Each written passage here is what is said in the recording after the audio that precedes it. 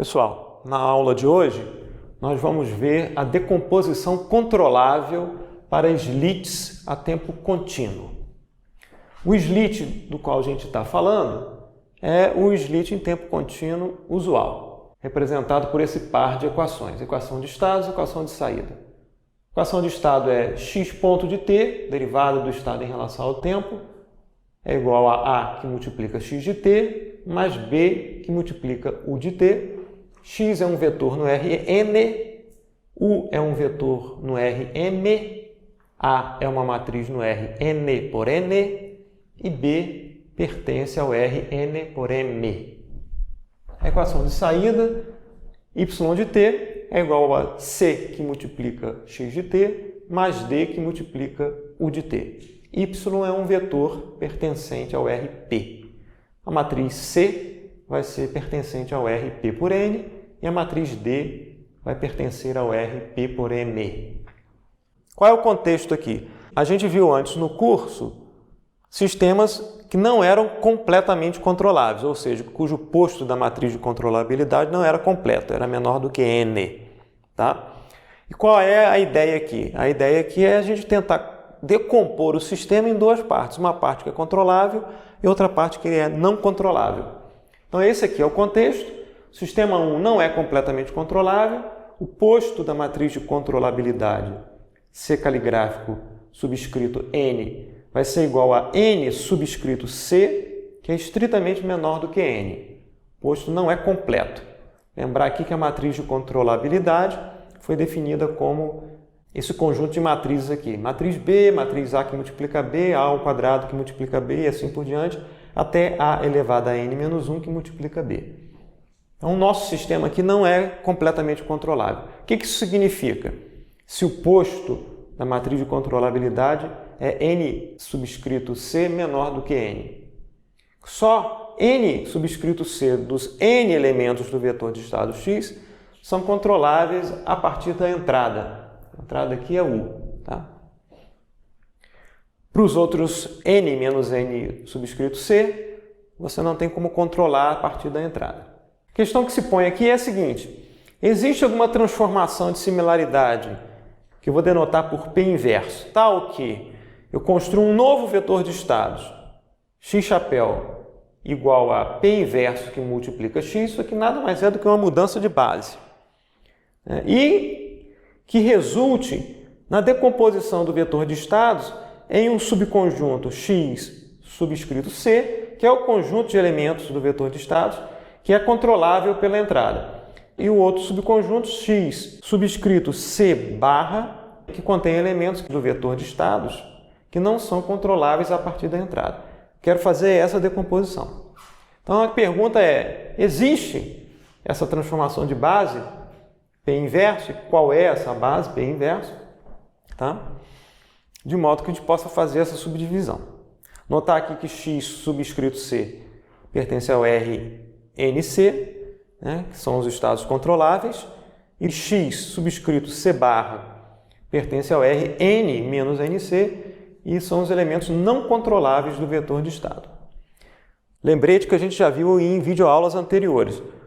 Se a gente fizer essa transformação de base e aplicar ao sistema em questão, a gente produz o mesmo sistema, ou implementa o sistema de outra forma, em que as matrizes A, B, C, D são transformadas para as matrizes A chapéu, B chapéu, C chapéu e D chapéu.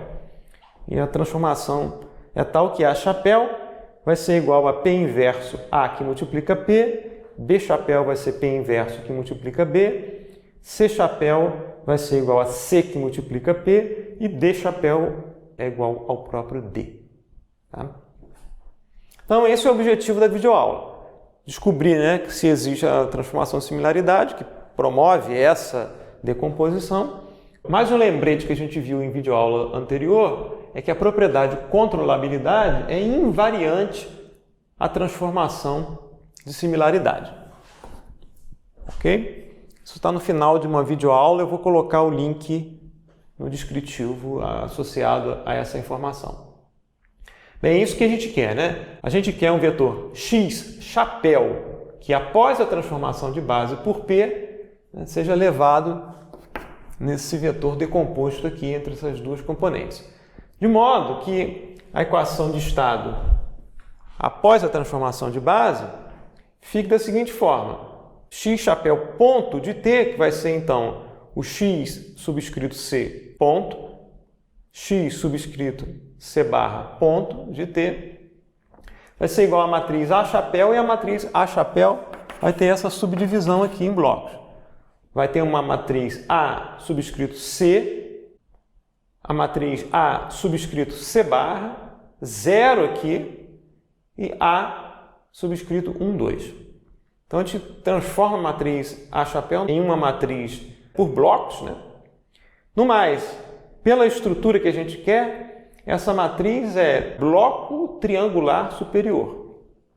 Você vê que, se a gente considerar que esses elementos aqui como se fossem escalares, não são elementos matriciais, a matriz seria triangular superior. Como a gente está tratando de blocos aqui, ela é bloco triangular superior. Isso é uma propriedade que a gente vai usar mais à frente. Tá?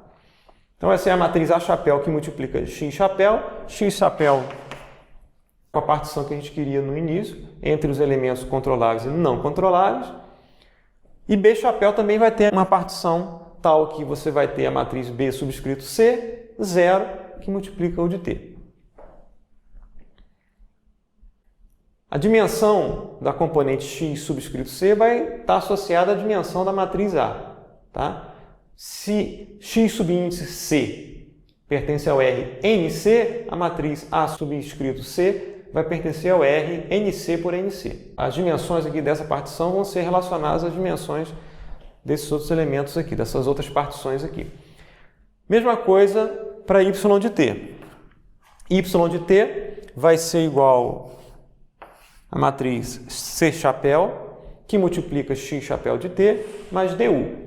E essa matriz C chapéu vai ter uma partição aqui correspondente, né, à partição que a gente fez no vetor de estágio, e a gente vai denotar aqui a partição associada a x subscrito c de C subscrito c, e a outra partição de C subscrito C barra. Tá? E a matriz D é igual à matriz D chapéu. Tá? Um lembrete que vai ser importante é que a matriz de controlabilidade C subscrito N, ela é A invariante. A gente viu isso quando tratou de matriz de controlabilidade. Não com esse nome, A invariante, mas a gente viu que se o posto da matriz de controlabilidade é um valor NC menor do que N, vamos especificar aqui que ele seja menor do que N. Se a gente multiplicar a esquerda por A ao quadrado, A elevado a 1L, L maior do que 1 aqui, o posto de A elevado a L que multiplica C vai ser também igual a N subscrito C. Se a gente já tiver no posto máximo, tá? Não necessariamente completo, mas se a gente já tiver no posto máximo, essa multiplicação aqui por A não aumenta o posto. Pode-se mostrar, e a gente vai mostrar isso mais formalmente, que se V é uma base para a matriz de controlabilidade, e no caso aqui do posto de C subscrito N, CNC, essa base aqui vai ter NC colunas linearmente independentes. Né? Então, dá para mostrar que AV vai ser igual a V que multiplica AC. E AC vai ser um conjunto de colunas que vai acabar formando, né, a matriz A subscrito C. Agora vamos mostrar que AV é igual a V que multiplica A subscrito C. Isso está associado ao que a gente viu antes de a matriz de controlabilidade ser A invariante. O que significa, né, uma matriz ser A invariante? Suponha uma função f que leva o Rn ao Rn, representada pela matriz quadrada pertencente ao Rn por n, A. Considere agora um subespaço Q contido no Rn, que tem dimensão n subscrito c, né, que é f invariante, ou A invariante, né? Porque A é uma representação da função f. Então, o subespaço Q é dito f invariante ou A invariante, se x pertence a Q, A aplicado a x leva a um vetor y que também pertence ao subespaço Q. Ou seja, a aplicação de A a um vetor pertencente a Q, não sai de Q, continua em Q. Vai ser um Y que pertence a Q. Essa é a ideia do subespaço CA invariante. Então agora, considere, né, o subespaço Q de dimensão NC, contido em Rn, N subscrito C estritamente menor do que Rn, e V grande aqui, cujas colunas formam uma base para o subespaço Q. Então a gente pode escrever V como sendo composta por NC colunas linearmente independentes, que eu vou denotar aqui por V1, V2 até VNC. Lembrar que cada coluna aqui vai ter N elementos. Então, quem vai ser A que multiplica V? A gente quer mostrar que A que multiplica V é igual a V que multiplica A subscrito C. A V vai ser A que multiplica vetor V1, A que multiplica V2, até A que multiplica V subscrito N subscrito C. Como que é A invariante, se a gente estudar uma multiplicação dessa aqui e denotar por A subscrito I aqui de 1 até N subscrito C, isso vai resultar um vetor YI, tá? Que também vai pertencer ao subespaço Q. Como Y pertence a Q e V é uma base para Q, eu posso escrever cada Y desse aqui em termos de uma combinação linear de V subscrito I, com I aqui de 1 até NC. Ou seja, eu posso escrever Y subscrito I como um coeficiente que eu vou denotar aqui A. Esse C aqui não é uma exponenciação, é só um diferenciador, tá? Esse aqui é um C de controlável.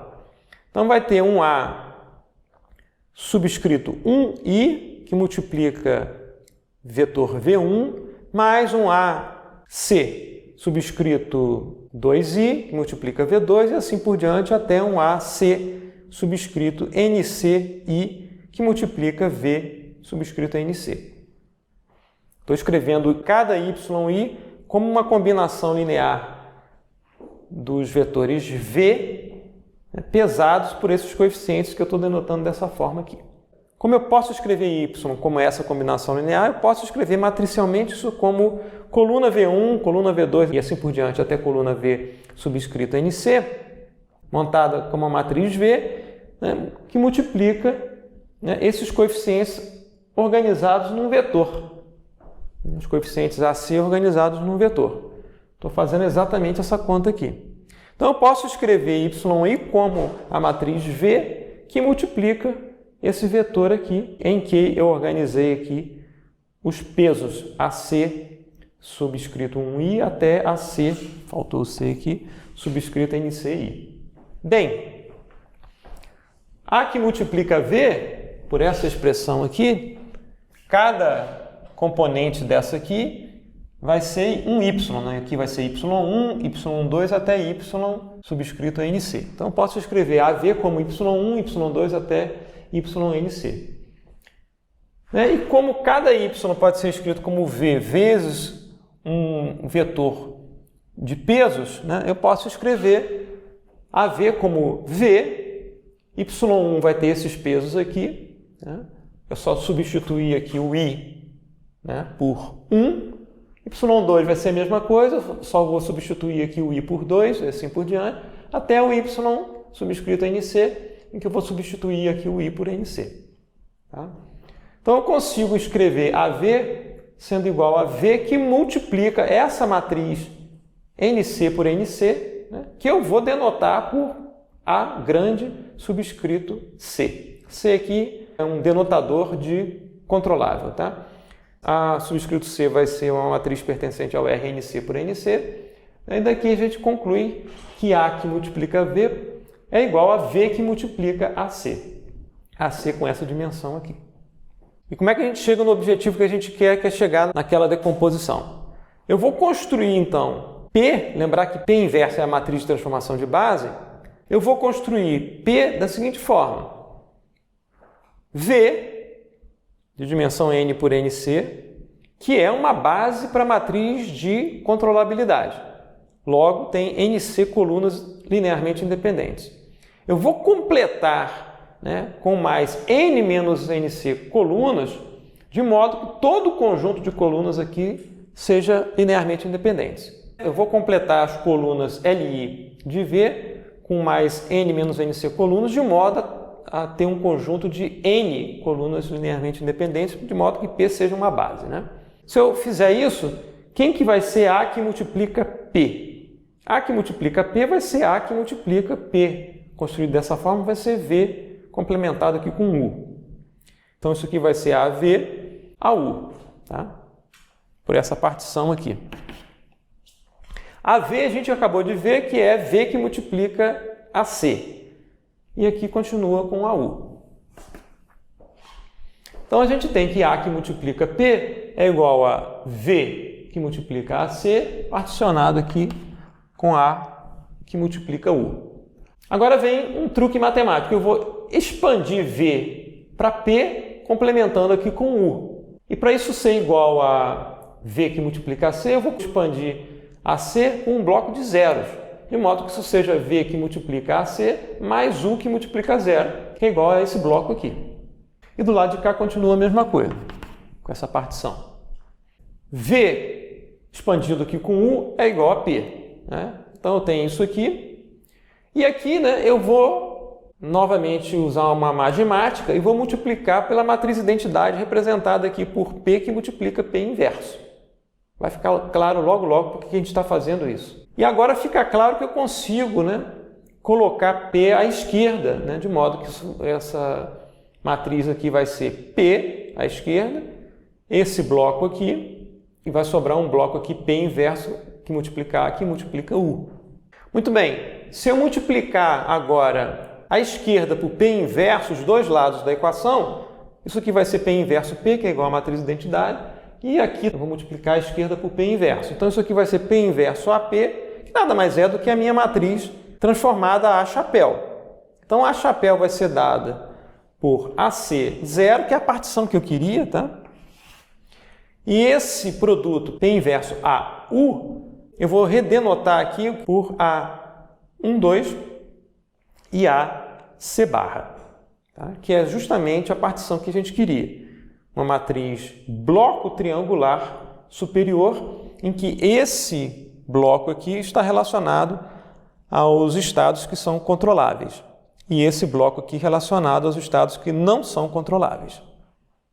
E note que fica evidente aqui que vai ter algum tipo de acoplamento, né, entre esses dois conjuntos de estados, através desse bloco A12 aqui. Continuando aqui para a decomposição da matriz B, a gente lembra aqui que a imagem de B pertence ao espaço da matriz de controlabilidade. Logo, B pode ser escrito também, da mesma forma com que A foi feito, como uma combinação linear de VI pertencente a V. Lembrar que V grande aqui é uma base para a matriz de controlabilidade. Então a gente pode fazer da mesma forma que a gente fez com A. B pode ser escrito aqui como uma combinação linear de VI, que eu estou consolidando aqui na matriz V, e vou escrever os coeficientes, né, I a I, como colunas dessa matriz B subscrito C. Da mesma forma como a gente procedeu no caso da matriz A. Tá? Eu não vou repetir aqui o procedimento. A gente pode escrever B dessa forma, B vai ser igual a V que multiplica essas colunas de coeficientes B subscrito C. A gente vai expandir V como V complementado com 1 e, para manter a consistência, a gente vai expandir essa matriz BC com zeros, de modo que isso aqui seja V que multiplica BC mais U que multiplica zero, que é igual a V que multiplica BC. V expandido por U é igual a P. Então, B vai ser igual a P que multiplica a partição BC, bloco de zeros. Se eu multiplicar agora a esquerda por P inverso, eu vou ter que P inverso B vai ser igual a P inverso P, que é a matriz de identidade. Então, esse lado aqui vai ser igual a partição BC, complementada aqui com um bloco de zeros. Tá? P inverso B é a matriz B chapéu, após a transformação de base por P inverso. A gente vai particionar a matriz C chapéu puramente por divisão dimensional, entre uma matriz C subscrito C e uma matriz C subscrito C barra. Então a gente conclui que sim, existe uma base P, logo existe a inversa P inversa, formada aqui por matriz V, que é uma base para a matriz de controlabilidade, complementada aqui com n menos n subscrito C colunas para formar uma base de n colunas Li, tal que a transformação de base sobre x, P inverso que multiplica x igual a x chapéu, resulta nessa decomposição do vetor de estados entre os elementos controláveis, x subscrito C e x subscrito C barra, e no mais, o par AC-BC é controlável. E o posto da matriz de controlabilidade, agora só da parte controlável, que eu vou denotar por C caligráfico C subscrito N, vai ter posto NC. E quem é essa matriz aqui, C caligráfico CN? Ela vai ser composta pela matriz B subscrito C, seguida aqui, montando as colunas, pela matriz A subscrito C, que multiplica BC, AC ao quadrado, que multiplica BC, AC elevado a N subscrito C menos 1, que multiplica BC. Essa matriz aqui vai ter posto NC. A título de informação, no MATLAB, essa decomposição controlável é feita pela função ctbrf.m. Você entra com as matrizes originais A, B, C e D, e ele entrega para você a decomposição controlável, com as matrizes AC, AC barra, A1, 2, e as matrizes BC, e essas matrizes aqui C subscrito C e C subscrito C barra. Então essa função aqui faz isso para a gente no MATLAB. Como é que fica a questão da função de transferência? A gente não viu ainda em videoaula a função de transferência, que é a transformada de Laplace da resposta impulsiva do sistema em questão. Se vocês olharem aulas da parte de processamento de sinais e função de transferência, no caso em tempo discreto, vai ser a mesma ideia. Ao invés do h de s, que eu vou colocar aqui, esse s aqui é uma variável nos complexos, no caso discreto é um h de z, vai ser a mesma estrutura relacionada às matrizes A, B, C e D. Tá? É a mesma ideia. A gente vai formalizar isso ainda numa videoaula. Mas suponha que a gente aceite que a função de transferência, h de s, seja dada por essa forma. Vai ser a razão entre dois polinômios na variável complexa s, denominador e numerador. Tá? Mesma ideia do tempo discreto. Após a transformação de similaridade, ou seja, após eu mudar a base do estado original por P inverso, ou seja, essa transformação de base, eu vou ter o h de s escrito como C chapéu, que multiplica S, que multiplica a matriz de identidade, menos A chapéu inverso, isso tudo aqui inverso, vezes B chapéu mais D. Lembrar que D é igual a D chapéu. Agora a gente escreve explicitamente quem são essas matrizes chapéu aqui. C chapéu é a partição C subscrito C e C subscrito C barra. SI menos A chapéu, lembrando de quem é o A chapéu. A chapéu é esse cara aqui. A subscrito C, A1, 2, 0, A subscrito C barra. Então, SI menos A chapéu vai ser SI, isso aqui é a matriz de identidade, menos AC, 0 menos A1, 2, 0 menos 0, SI menos A subscrito C barra. Matriz B chapéu é a partição B subscrito C, 0. E a matriz D é igual à matriz D chapéu. Muito bem, agora vem a propriedade dessa matriz aqui ser uma matriz bloco triangular superior. Essa propriedade é importante porque a inversa de uma matriz com essa estrutura é tal que esses elementos da diagonal aqui são inversos.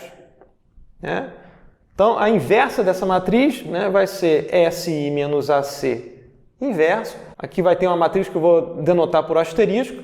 Vai ser uma conta com a qual a gente não vai se importar agora, tá? Esse bloco aqui continua zero e esse bloco aqui é invertido. Vai ser SI menos A subscrito C barra inverso.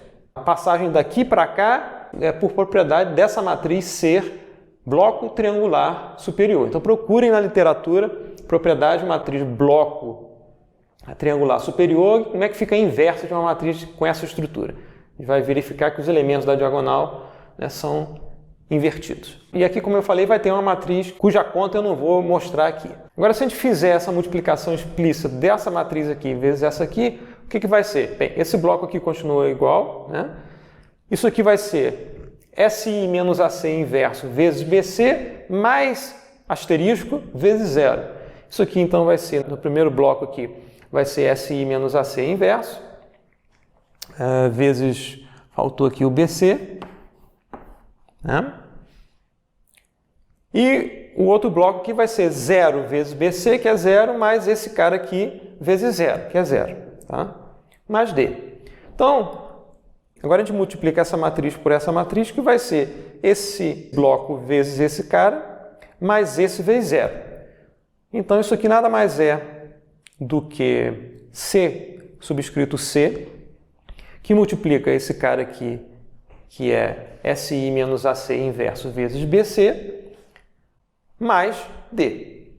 Então, a função de transferência, após a decomposição, é tal que H de S é igual a C subscrito C, que multiplica SI menos AC, esse termo aqui inverso, que multiplica BC mais D. Note que a função de transferência não muda com a transformação de base. O sistema é o mesmo, a função de transferência é o mesmo. Eu só implementei o sistema de outra forma. Lembrando aqui de quem é o sistema agora após a mudança de base, né? O x-chapéu ponto de t vai ser a partição xc ponto, xc barra ponto de t. Tá? Essa aqui é a matriz A chapéu, esse aqui é o vetor x chapéu de t, né? B chapéu que multiplica o de t. Se a gente fizer aqui a separação xc e xc barra, quem vai ser xc ponto de t? Vai ser AC que multiplica xc de t, mais A12 que multiplica xc barra de t, mais BC que multiplica o de t. Note que há um acoplamento, como a gente tinha visto antes, né, entre os elementos aqui xc barra, né, para xc.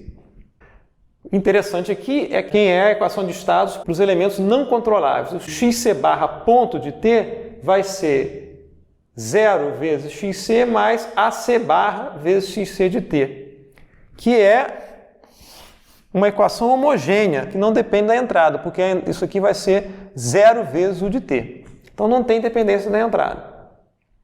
Note então que a dinâmica de xc barra depende apenas da matriz AC barra. Se AC barra for estável, o que a gente quer dizer com isso? Todos os autovalores da matriz AC barra têm parte real negativa. Essa é a ideia, né? No caso de sistemas em tempo contínuo. Né? Então, se AC barra é estável, e por essa dinâmica aqui, lembrar, né? Vou fazer um pequeno parênteses aqui, que a resposta de um sistema com essa estrutura aqui para uma determinada condição inicial vai ser xc barra de t igual a e elevado a AC barra t menos t0, t0 é o instante inicial, para uma condição inicial, que é o xc barra em t0, tá? Que é barra, tem um barra aqui, tá? Se esse cara aqui for estável, parte real de todos os autovalores da matriz AC barra for negativa, então, no limite, quando t vai para infinito, xc barra de t vai a zero, tá? Isso é importante pelo seguinte, a resposta xc, quando t vai para infinito, essa parcela aqui vai para zero, de modo que a gente consiga estabilizar o sistema via realimentação caso o A subscrito C não seja estável. A gente vai ver isso mais formalmente num tópico chamado estabilizabilidade. Então, no caso de AC ser estável, tudo tranquilo, né? Porque esses elementos do estado que são controláveis pela entrada, e esses dois termos aqui podem ser considerados como uma entrada modificada, digamos assim, e a gente sabe que esse termo aqui, no limite quando t vai para infinito, vai para zero. Então, existe a possibilidade de, através de um esquema de realimentação, a gente estabilizar caso a matriz AC não seja estável. A gente vai ver isso no tópico de estabilizabilidade. Do ponto de vista de um diagrama de fluxo, né, como é que fica essa decomposição? Então a gente tem a entrada U de T, aqui é a parte controlável do sistema e aqui é a parte não controlável do sistema. Na parte controlável, a gente tem a realimentação da dinâmica, né, que a gente está vendo aqui, tá? Então, similarmente ao que a gente viu lá em tempo discreto, né? Aqui seria um atrasador unitário que tem uma acepção de memória, de sistema de armazenamento, né? E no caso em tempo contínuo, a gente vai ter S-1 que multiplica a matriz de identidade, porque S inverso, no caso da transformada de Laplace, é um integrador, que seria o análogo, né, ao atrasador unitário no caso discreto. E você tem a realimentação aqui através da matriz AC. Então você tem a entrada sendo modificada por BC, a dinâmica da equação de estados, e depois do estado para a saída. Note que o estado é xc de t, né? E antes da integração ele é o x ponto de t. Então essa parte controlável do sistema, e a parte não controlável, né? A partição da matriz B-chapéu é BC0, né? Isso indica claramente para a gente aqui que a gente abriu, né, a conexão entre a entrada do sistema e a possibilidade de controlar o estado xc barra, né? Essa multiplicação por zero aqui simplesmente abre, né, esse ramo aqui. É como se eu não tivesse esse ramo aqui, de modo que eu não consiga mais controlar esse estado através da entrada, né? É a mesma ideia aqui. Isso aqui é um S-1, que seria um integrador, análogo ao caso do atraso unitário, né, da memória no sistema discreto. Realimentação aqui por AC barra, aqui é a partição 0 da matriz B-chapéu, e aqui é a partição C barra, da partição C barra, né, que leva o estado, né, xc barra de t, para a saída. Tá? A matriz D, ela aparece aqui, né, como um bypass direto da entrada, né, para a saída. Eu esqueci de desenhar aqui, mas teria uma matriz D ou D chapéu aqui. E além disso, né, existe aqui um acoplamento, né, entre xc barra e xc. Então esse acoplamento pode ser denotado aqui por essa ligação. Xc barra de t, né, vai ser modificado aqui por A12, né, e ser somado aqui nesse ponto, né? Então, onde tem confluência aqui num determinado ponto, lembrar aqui do diagrama de fluxo, né? Isso aqui é um somador, né? Isso aqui também é um somador, tá? Confluência para um determinado ponto é soma, tá? E se eu estiver saindo com um ramo de um determinado ponto, é simplesmente uma distribuição, tá? E lembrar que essas linhas todas aqui são operações matriciais, tá? Então, esse aqui seria o sistema decomposto na parte controlável e na parte não controlável. E a gente vai ver em aulas subsequentes, né, que a gente pode fazer a mesma coisa, né, associada à observabilidade. Vai existir, né, a gente pode argumentar usando o teorema da dualidade que a gente viu antes, que a gente pode construir uma decomposição ou construir uma base tal que a gente decomponha o sistema numa parcela que seja observável e numa outra que seja não observável, tá? E se a gente unir essas duas coisas, ou seja, eu quero saber a parcela observável do sistema e a parcela controlável do sistema, ou não controlável e não observável, e verificar as 4 combinações possíveis de observável, não observável, controlável e não controlável, a gente tem a chamada decomposição de Kalman, que a gente vai ver mais à frente. Na videoaula subsequente, a gente vai ver a chamada decomposição observável, que vai seguir os mesmos passos que a gente viu aqui para a decomposição controlável.